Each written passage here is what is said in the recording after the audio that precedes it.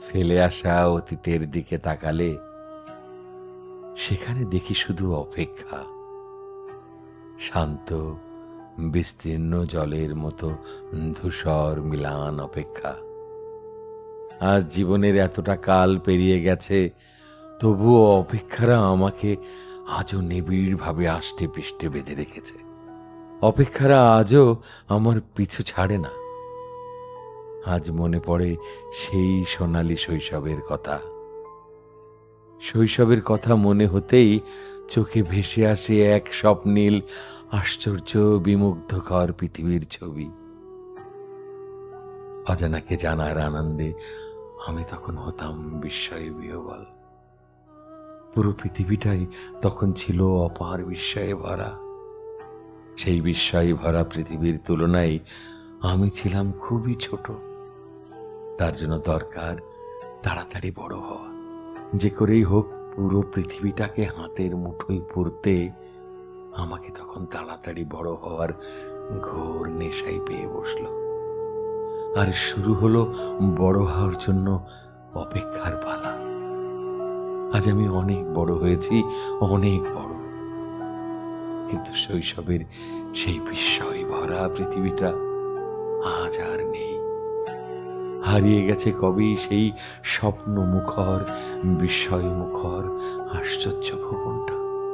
শৈশবের সেই পৃথিবীটাতে আর ফেরা হবে না। যৌবনে পদার্পণ করার পর সবার মতো আমারও মানুষ হওয়ার বিশ্রী নেশায় পেয়ে বসল। সে এক ঘোর নেশা। সমাজের চারপাশ আর বাবা মা আমার মস্তিষ্কে ঢুকিয়ে দিল সেই মানুষ হওয়ার তীব্র নেশা।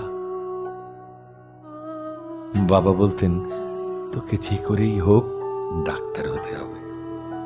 মা বলতেন, তোকে হতে হবে সরকারি আমলা। একবার মানুষ হতে পারলে টাকা কড়ি আসবে, ক্ষমতা আসবে, সেই সাথে আসবে চারপাশের মানুষের প্রশংসা।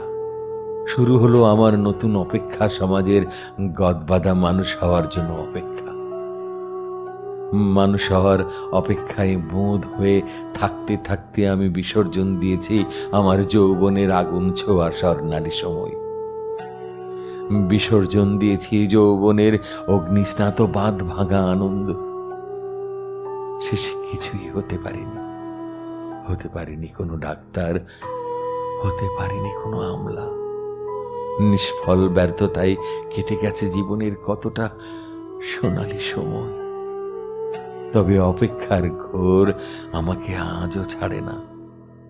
জীবনভর আমি অপেক্ষা করেছি কোনো নারীর হৃদয় থেকে উচ্চারিত বিশুদ্ধ ভালোবাসার, কিন্তু পাইনি। তবুও আমার বিশ্বাস একদিন পাব। অপেক্ষার প্রহর তাই আমার ফুরোই না।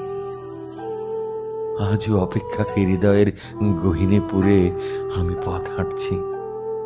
জীবনের এই গধূলি লগ্নে এসে শেষে জেনেছি জীবন আসলে অপেক্ষা।